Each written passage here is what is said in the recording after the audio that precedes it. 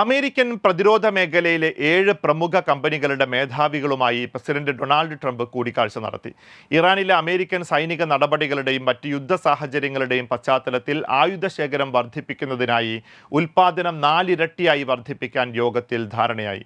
പ്രതിരോധ നിർമ്മാണ കമ്പനികളുമായി ഉൽപ്പാദനത്തെക്കുറിച്ചും അതിൻ്റെ സമയക്രമത്തെക്കുറിച്ചും വിജയകരമായ ചർച്ചയാണ് നടന്നതെന്ന് കൂടിക്കാഴ്ചയ്ക്ക് ശേഷം ട്രംപ് സോഷ്യൽ മീഡിയയിൽ കുറിച്ചു.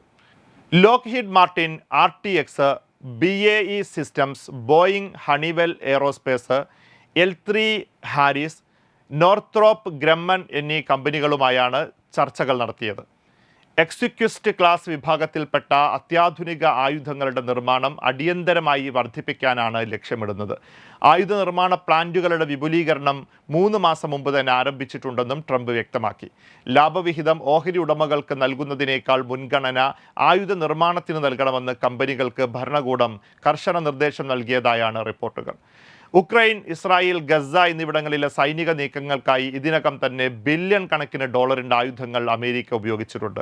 ഇതിൻ്റെ ഭാഗമായി മിസൈൽ ഇൻ്റർസെപ്റ്ററുകളുടെയും THAAD മിസൈലുകളുടെയും ഉൽപ്പാദനം വൻതോതിൽ വർദ്ധിപ്പിക്കാൻ ലോക്ഹീഡ് മാർട്ടിൻ ഉൾപ്പെടെയുള്ള കമ്പനികൾ നടപടികളും തുടങ്ങിയിട്ടുണ്ട്. Waytonikah.com, the exclusive Muslim matrimonial site.